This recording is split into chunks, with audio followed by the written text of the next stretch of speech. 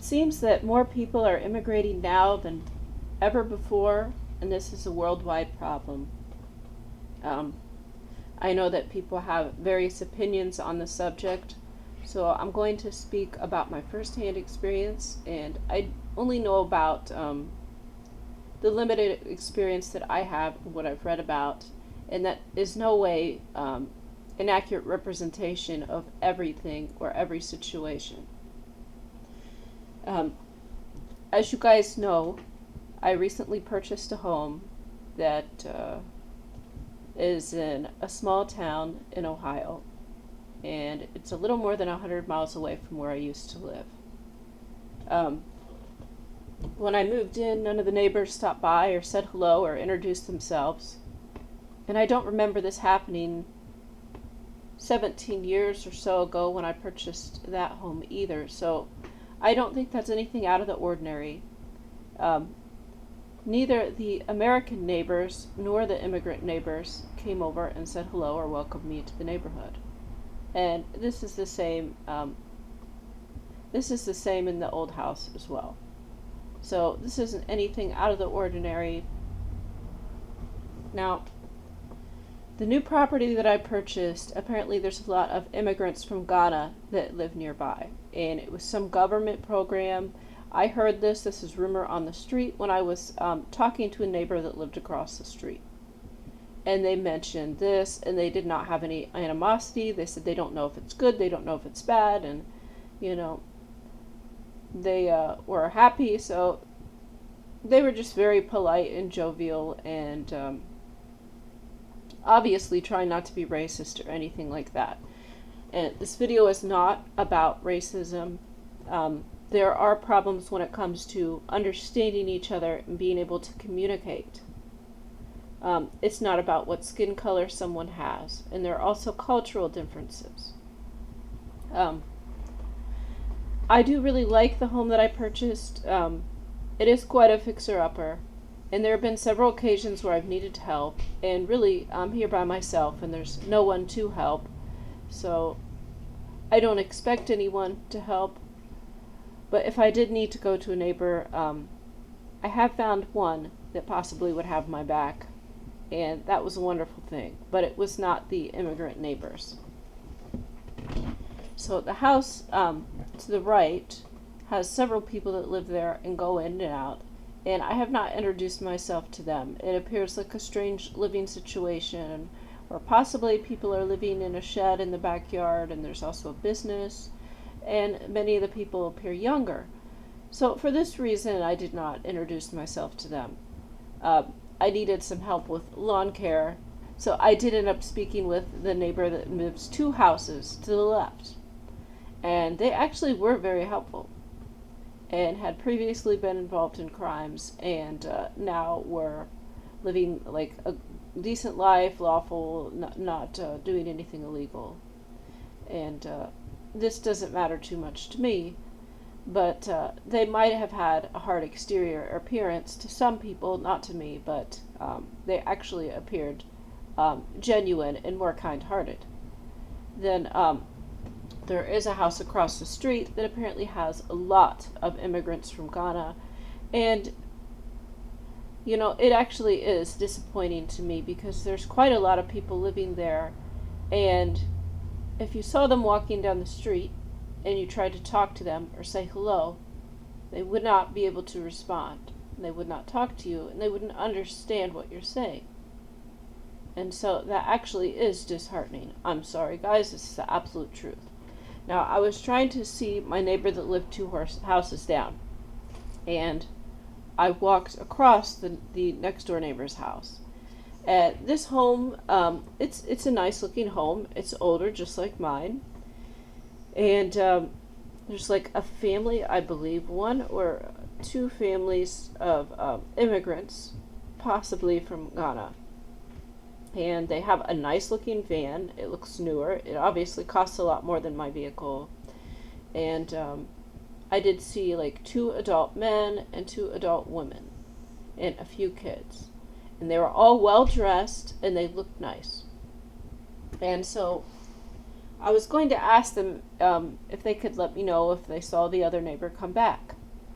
And so I went up to the porch and I said hello.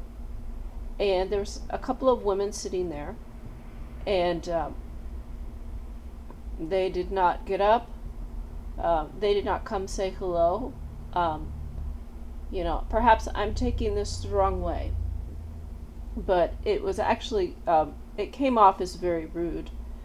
The one woman was sitting there with her legs crossed, and she had this look on her face like she couldn't care at all, and she couldn't be bothered by me.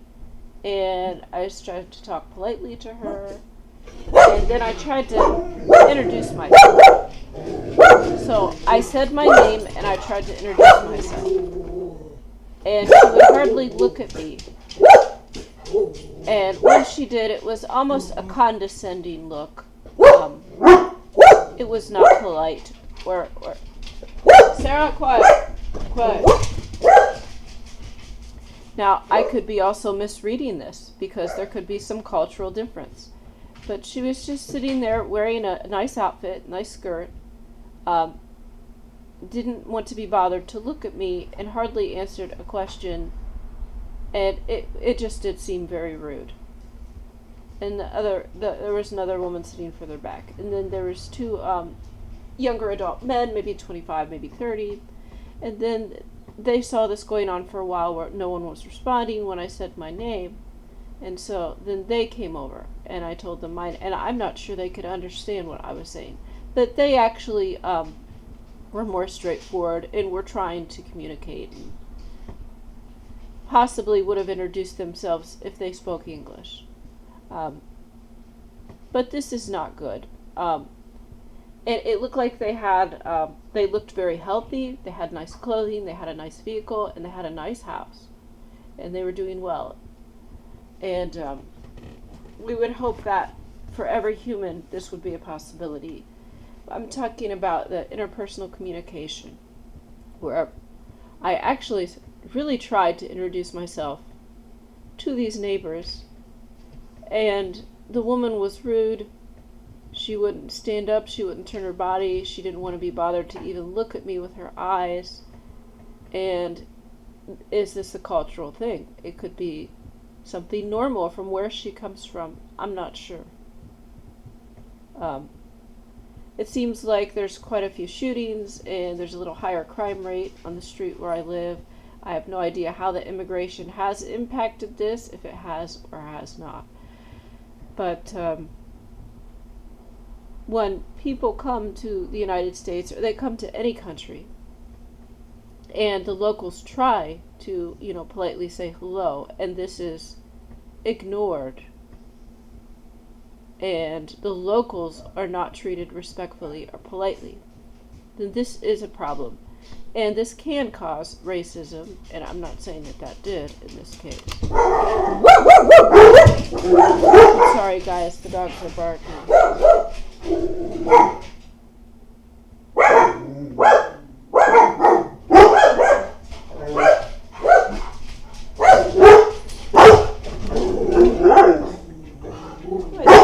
Barking so much. Now the American neighbors, they didn't come over and say hello. Quiet. And they didn't come introduce themselves either. But had I stopped and introduced myself, they would have replied. They would have been polite. And this is the bare minimum that we can expect. I don't know how people make money. I don't know how people make ends meet or get food, or how they go about their day-to-day activities when they can't speak English. I'm not sure. They could be working hard and doing everything right. And that's really not what this is about. This is about when you have a next-door neighbor that is an immigrant,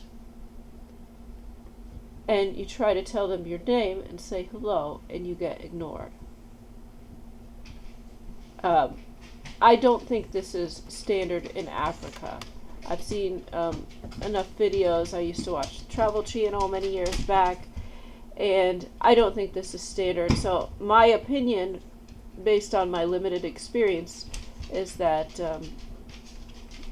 the immigrants come to the United States are not treating Americans with the same respect that they would give other Africans. Now, I could be wrong, but this is what I believe based on what I've seen, lived, heard, and experienced. So this is just a very basic short video on being able to trying to communicate, trying to be polite, trying to say hello to people. And I am a single female. I'm small, I'm not threatening by any means, and I was polite. So I could only imagine this might not go as well for someone else. But I think it's just normal respect for any community that you move into. If someone comes and says hello, that you just at least be cordial with them. There's not much is expected, but not to be extremely rude. It's also like proper if somebody comes up that you might walk towards them or look at them when they're talking to you. So guys, please comment below what you think. And if I find out more information, I might make another video. I couldn't find an article about my specific situation because apparently the government had allowed, they had an immigration program where a lot of immigrants were moving into the area. Now, maybe I'm wrong, but it would be nice if there was a little bit of gratitude. Such as I expressed to others when I came and visited different countries. When I visited Asia, when I visited Europe, I was polite to people. And this is definitely not reciprocated. I'm going to read a little bit of this article here as I skim through it. This is not the exact same subject, but it's similar. So it's saying that there's a home in Ohio for African immigrants that have nowhere else to go. Yes, it's often a joke that no one wants to move to Ohio. You only come here when it's your last resort or your family lives here. And yes, I live in Ohio. So this is Cincinnati, which has quite a high crime rate compared to other cities.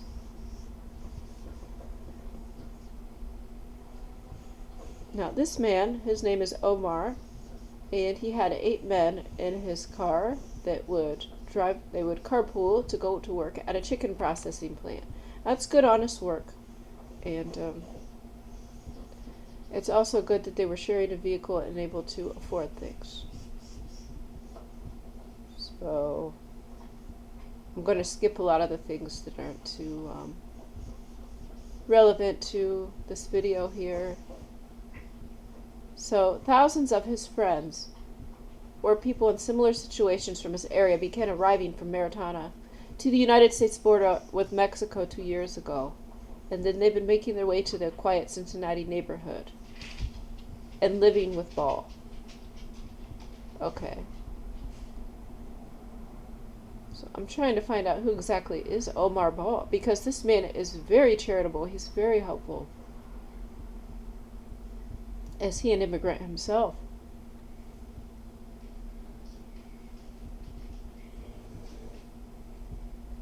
Okay, so for the Maritanans, and sorry if I'm saying this wrong, they made a 10,000-mile trek from Africa to South America and then to the United States. And they attempt to apply for asylum in America. And most of the time, they're allowed to stay in the United States until their cases are heard, which could be years.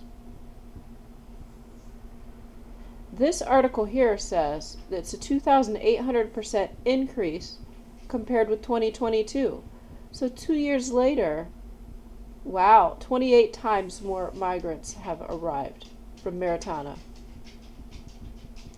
And it said this is due to a broader pattern of immigration, which caused President Biden to issue an executive order blocking new asylum seekers once the unauthorized border crossings exceeded 2,500 a day. Well, you know, the whole world economy is breaking down, and impoverished countries that were already on the cusp, I can only imagine there are many people that do really need help. And it's unfortunate that their own home countries are unable to provide that. So once we get rid of the cabal and the world leaders, the world elites, then this shouldn't be a problem and people will be able to remain in their own countries. So this is saying a lot of these Maritanans in the United States are settling in Cincinnati by Mount Airy. And it said that they first came to this area in the 90s for manufacturing jobs. And more than half go to a place called Queen City. Cincinnati has a reputation for welcoming immigrants from all places. Cincinnati also has an extremely high crime rate, I believe 7 times higher than the city where I'm living, which has twice a high of a crime rate as the town where I came from. And so Cincinnati, it gives new arrivals identification cards, and they allow them to work, and they give them basic city services. I'm hoping that the locals do get to vote on this. We don't want to harm anyone. It's more the fly-by-night immigration where people come in, no one knows, and then they keep to themselves, and it's not a melting pot. It's not a melting pot. It's people with different languages. They don't communicate. They don't work together, and there almost appears to be some level of resentment or animosity between the two, and this is not what anyone wants. Let's see here. Mayor John Cranley said he wanted to make Cincinnati the most immigrant-friendly city in the country. Okay. So, no, I don't live in Cincinnati, but I do live in Ohio, and I know they have an immigrant program here, too. And I've been told about this. And because I'm in a smaller town, I did not see an article specifically relating to my town, but I can imagine the reasons are the same. The federal government is probably paying the mayors and local governments, and possibly it's very low income, so they're able to get more tax money than they would otherwise. However, I'm sure they're spending more money than they're getting because there's other things like food and energy and utilities and things that are subsidized and are paid by our taxes. Let's see. So let me scroll down here a bit more. So they're talking about getting a lot of food at the local food pantry, and many of these immigrants eat the chicken. So if they have chicken and pork, then the Muslim immigrants eat the chicken and there's only pork left. And the locals might have reasons where they wouldn't want to eat pork. Like, I follow scripture and I don't eat pork. So if I went to the food bank, I wouldn't be able to eat pork. And honestly, I wouldn't eat the chicken either if I believed the animal was given antibiotics or had been tortured, because that's also haram. That's also forbidden. When you get to that level, it's the point where I went to the dollar store and I bought many bags of rice and beans there.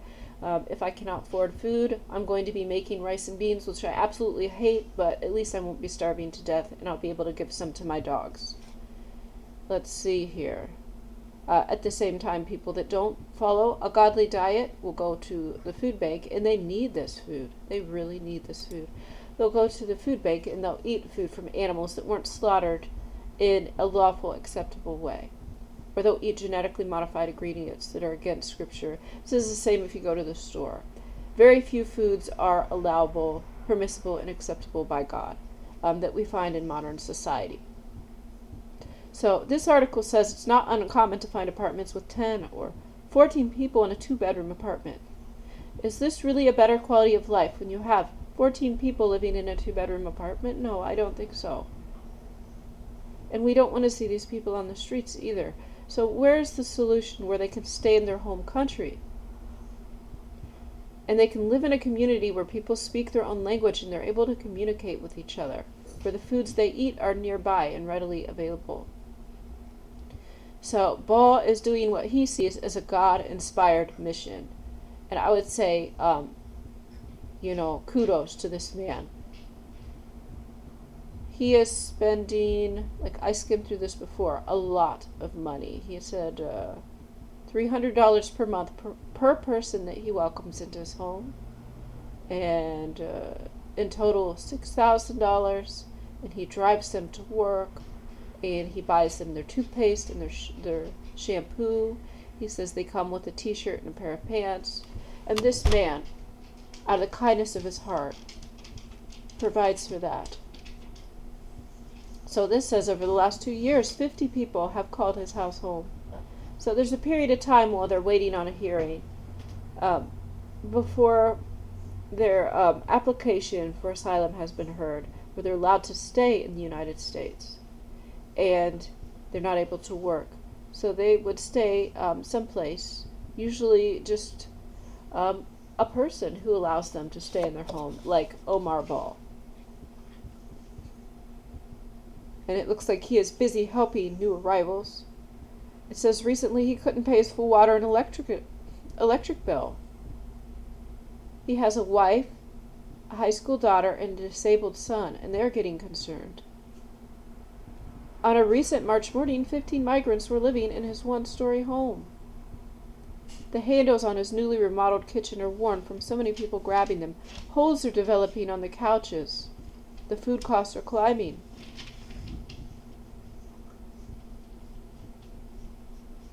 And he says you have two choices. You kick them out, and they are going to be on the street, or you help people and trust that God will help you. See if that's Ball there.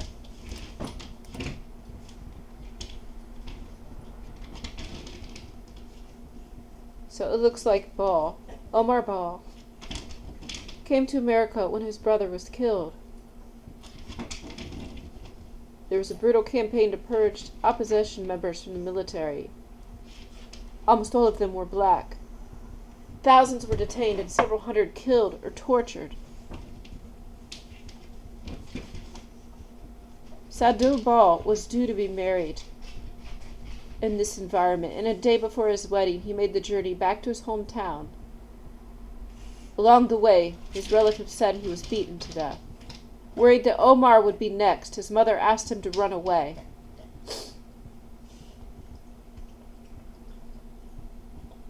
So, Mauritania is a land of arid desert expanses bordering the Atlantic Ocean. It's been in turmoil since it was founded in 1960.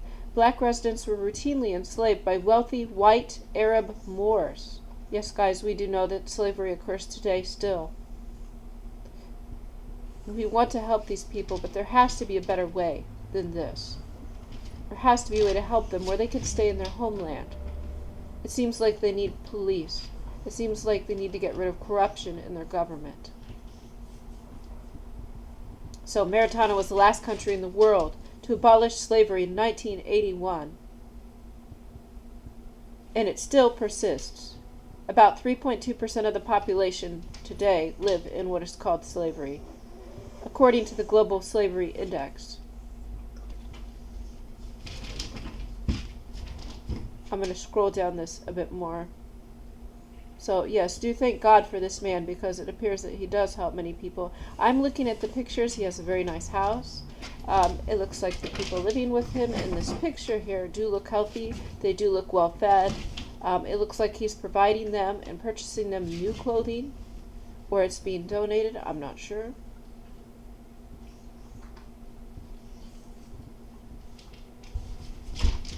In 2000, Ball brought his wife, who he met in Mauritania. And then a decade later, he became a U.S. citizen. They had 5 children in a 3-bedroom home.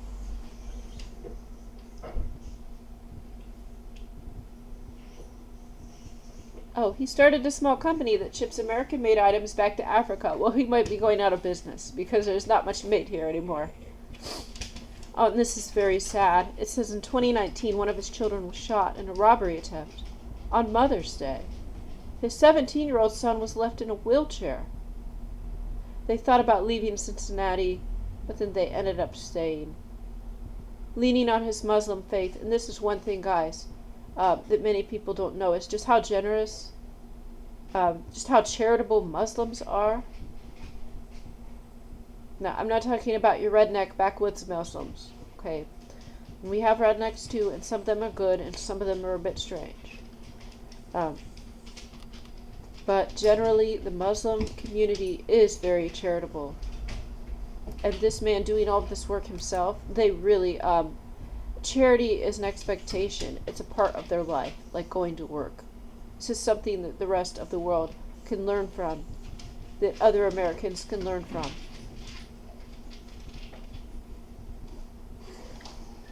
It says his car has 252,000 miles on it, and he gets up and drives these people to work at 4 a.m.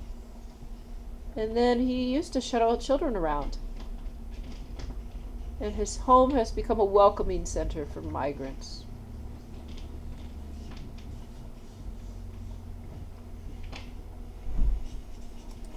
Let's see. The Coyotes charge $8,000 for the migrants. Each one.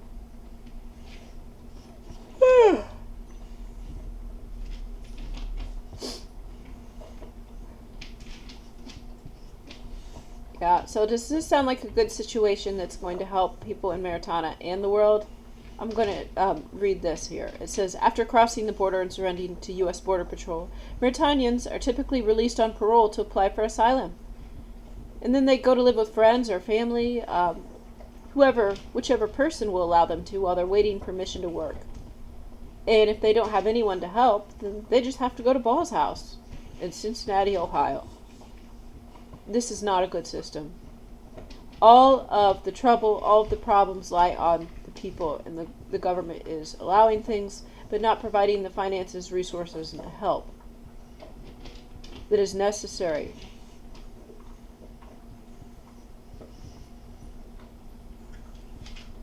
Let's see.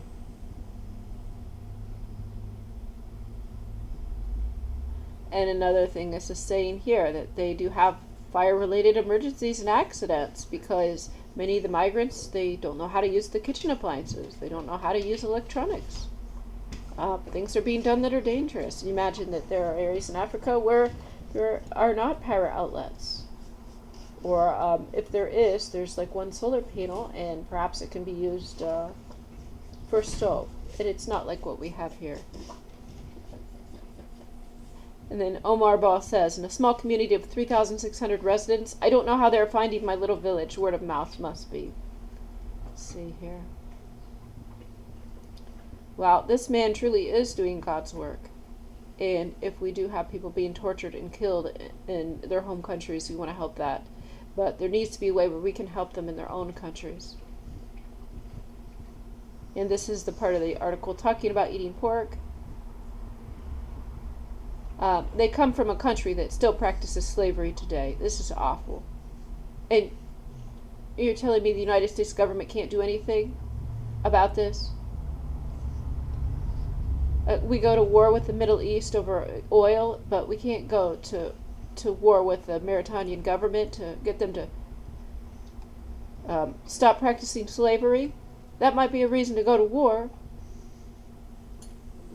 And guys, I'm against war, but when people are being oppressed, that is when war is prescribed by God, because oppression is worse than death. People are living in fear, being murdered, forced into slavery, and that is a good reason to go to war with these countries, not to harm the people. And that with the nature of warfare and technology, these days, you don't need to kill individuals anymore. Let's see. Now,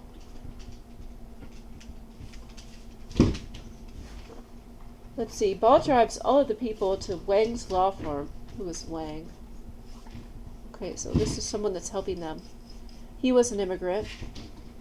He used to work in corporate law. On a recent visit, 12 Mauritanian immigrants crowded into Wang's office, and another 6 waited at the door. Okay, so they're trying to apply for work authorizations. And others came carrying letters from immigration and customs enforcements that they couldn't read without a translation, so they have to go to this office to be able to understand the forms that are being sent to them because they can't read them.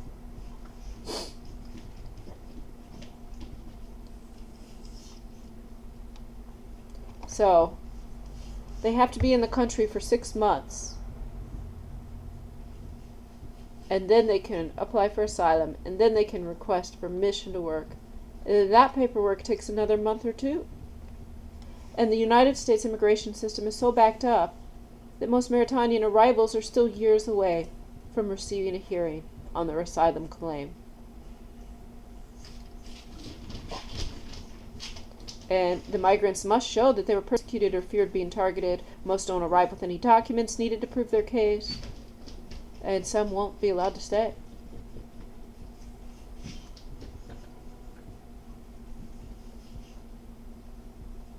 keep going here. Yeah, this is where it talks about the finances. Mo and his wife are pinching their pennies. He says he goes to a local farm and buys a butchered cow every month for $1,300. Then he buys 50-pound bags of rice. And that's still $300 per month per person. He says he works at an Amazon warehouse.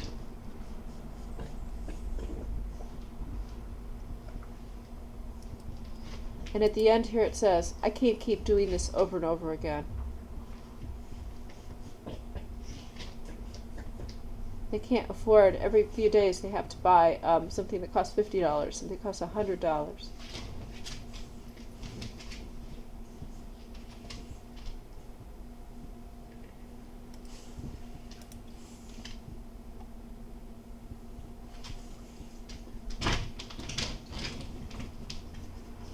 Okay, well guys, a lot of this article is about, this is how the immigration system works. And there's not a system set up to process and help these people in an efficient manner. But this is just a man. This is just one human who was an immigrant himself that is picking up all the heavy lifting. He's doing all this work. And I imagine that after a year, they would be able to get into some form of housing if they're approved, and then, then that's where the taxpayer funding comes in. But there is no way this is an ideal solution. This is not about racism, people. This is an awful system. And you do have people some people are escaping slavery and being tortured, abused, having family members shot and killed, and they fear for their own life. So we're at the breaking point. This world has got to change. And my limited experience, there are immigrants living right next door and across the street. And if we saw each other, they wouldn't look at me. If I talked to them, they wouldn't speak back. And on that level, I don't think it's good. I don't think it's good. I think it's dimming people's light when they come with a jovial heart and they want to communicate. But yeah, I'm not sure what the solution is at this point, but I think people going back to their home countries, being able to be wealthy and free in their own countries, and then we can all afford to travel and visit. At that point, when you feel like there's not huge economic disparity where certain countries are taking advantage of others, then maybe some of that resentment will go away, because there are things behind some of the resentment. And the unfortunate thing is that we, the people at the bottom of the food chain, don't get to make these decisions, and we have little to do with it, but we're blamed. Okay, guys, a lot of topics, a lot of things I brought up here. Post your question, comments, and concerns. If there's anything kind of related to this topic you'd like me to cover, then put it below, and I'll try to make a video. God bless you guys. Thanks for watching.